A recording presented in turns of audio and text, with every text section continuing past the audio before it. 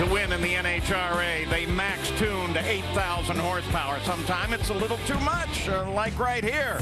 And you drive it to a stop. How about Ashley Forrest Hood, who hit the extinguishers and drove through it? NHRA qualifying from Phoenix at midnight. And the NHRA action, just part of a busy weekend of motorsports here on ESPN2. That qualifying tonight, midnight Eastern. NASCAR Now California pre-race edition tomorrow morning at 10 a.m. Eastern. Then the drag racing finals tomorrow night. NASCAR Now roundtable on Monday, 5 Eastern. And then it's off to Vegas, baby, for the NASCAR Nationwide Series next Saturday at 4 Eastern time. All that coming up here on ESPN2. And from the pit studio, Alan Bestwick, Rusty Wallace, Brad Darney just past halfway. Front of the pack, Kyle Busch has opened up a 3-second lead on Carl Edwards. Here's a little race for 8th spot. David Reagan in the 6, Brad Keselowski in the 88. Tell you what, Kyle Busch has just been so strong tonight. It's unreal. We heard earlier on his radio, he's just out there playing with them right now. He's got such a strong car. But Carl Edwards is continually working on his chassis, trying to get better. You see Brad Keselowski right there on the outside of David Reagan. He's had a good, solid night all week, all day long also. And after spotting Kyle Busch and Carl Edwards points at Daytona when he had that wreck late in the race while he was running so well, Keselowski really needs to break that California jinx here tonight and have a good finish. He's having an outstanding run. This will be great for his confidence. You're absolutely right. Throw Daytona out, come here to this weekend, get a good solid finish, and move on. Brad's doing a super job. Only problem is Kyle Busch has punched the clock, checked out on these guys. Now, I know there's going to be someone out there shouting at their TV just a second ago that it's only the second race of the season. What are you talking about points for?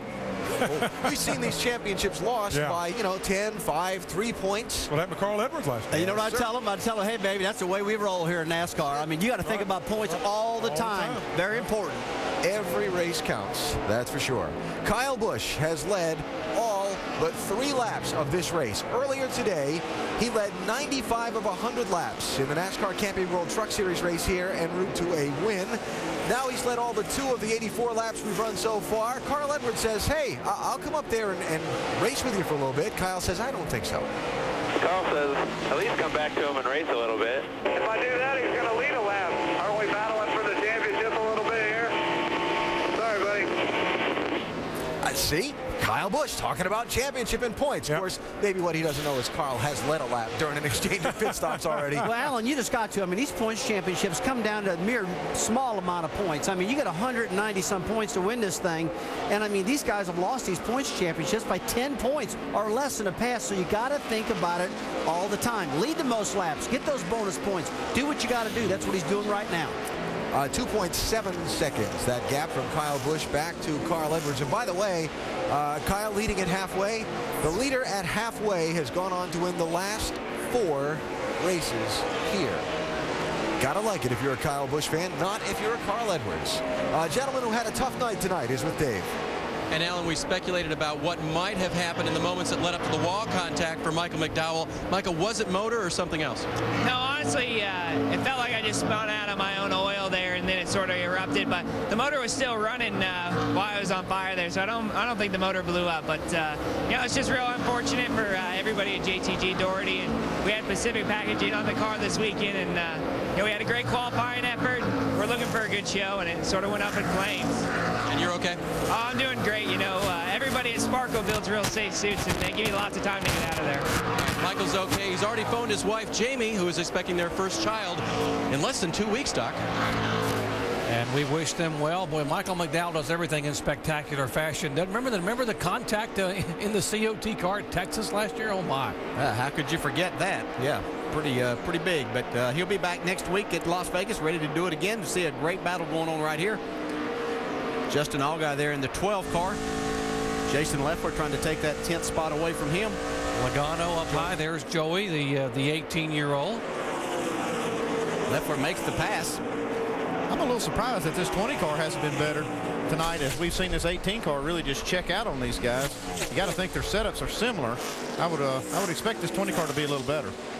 Yeah, we expect a lot out of him. Yeah. You know that, and he's a young guy that doesn't have a lot of experience at these racetracks, and this is a very, very difficult racetrack, and that's why these cars get spread out so much here because of that. And if you know, even sometimes with the experience, it doesn't help. But he's got a good race car. He's doing a good job. It's just in comparison to his teammate, it looks like he's not running all that well. Yeah, he's still in the top 10. Yeah. I guess it's all relative. DJ, that's the key. You talk about managing expectations for Joey Logano. I mean, he came here last year, ran only one race here last fall in August, qualified third, finished sixth, and they were concerned about maybe having a disappointing day. Well, and it is. You have to understand that, you know, they're accustomed to winning with this race car. But let's look at the drivers that were driving it. Denny Hamlin, Tony Stewart, Kyle Busch. Yeah, these guys are the ones that aren't champions are going to be, but they've won cup races, so they have a lot more time in these type of race cars. So we expect a lot again out of him, and he's not going to disappoint us as we go on forward. This is for a spot right here with Greg Biffle and Brian Vickers. I mean, Brian Vickers had a great run in the middle part of the race, but they've adjusted on this car. Now he's just not as good as he was. But he seems like as they run long runs, his car seems to come around. Yeah, you're right. That's when it seems he just doesn't have the speed at the beginning of a run. So he can get right to the bumper, Greg Biffle there. So his car really going through the center of the corner, but he was a little late getting back to the throttle that particular time. Looks like he's wanting to run the bottom, and that's where Biffle is. So it's going to make the pass a little more difficult. He's going to have to ease out of it a little bit more, not get quite as close there, and try to pick the throttle up to make that pass. You can see he gets right there again. Whoa, they're going to make some contact right there. Definitely. Oh, there goes Vickers. And all the way on the outside. Lock it down, lock it down, lock it down. Go to the bottom, go to the bottom. That's how not to do it. Hold on to it right there, lock the brake. Roll it behind you here. Second caution flag of the day, and Brian Vickers trying to make the pass. Greg Biffle trying to protect the position. He was just trying to force his car down on the bottom side of the racetrack, try to get that spot, or actually get the position on the racetrack. He felt like if he could get that position going in, that Greg would have to give it up. Yeah, and he actually got down on the apron with the left side tires, and then as Biffle came down a little bit more, it forced him to turn the wheel a little bit more, and that's what got him loose. You can see here, Biffle's just going to his spot. He actually gets down two wheels.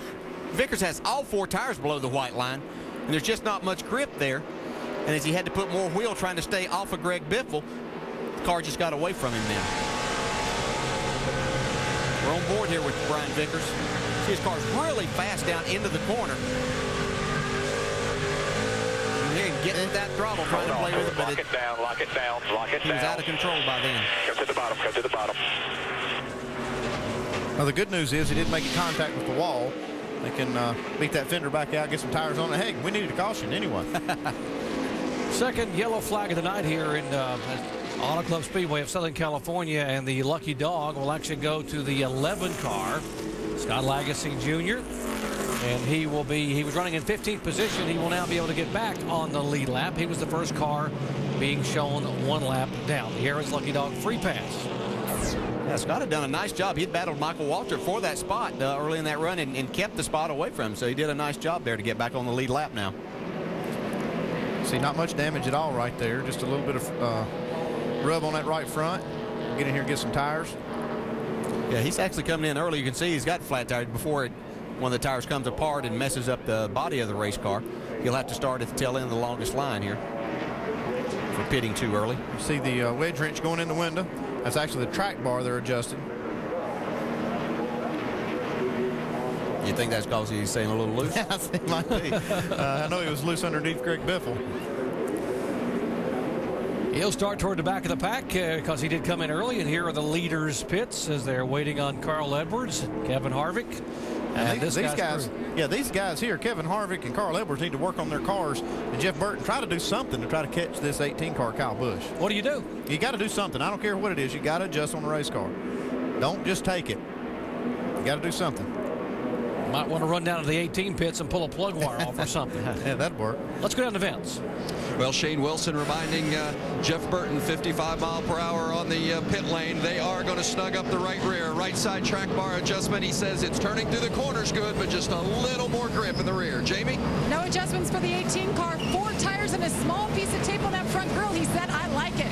Down below, you see the 16. Greg Biffle said the car is better. They're going to make an air pressure adjustment. He said it's getting tighter as it goes. Shannon? Carl Edwards says he thinks he feels a vibration in the right front. He's still a little bit tight. There's a track bar adjustment. 4 tires for Carl Edwards in that 60 car.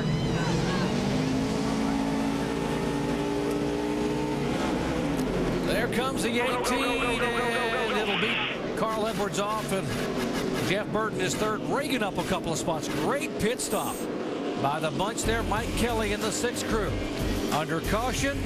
And again, Kevin Harvick will lose a couple of spots on pit road. Back with the green in a moment.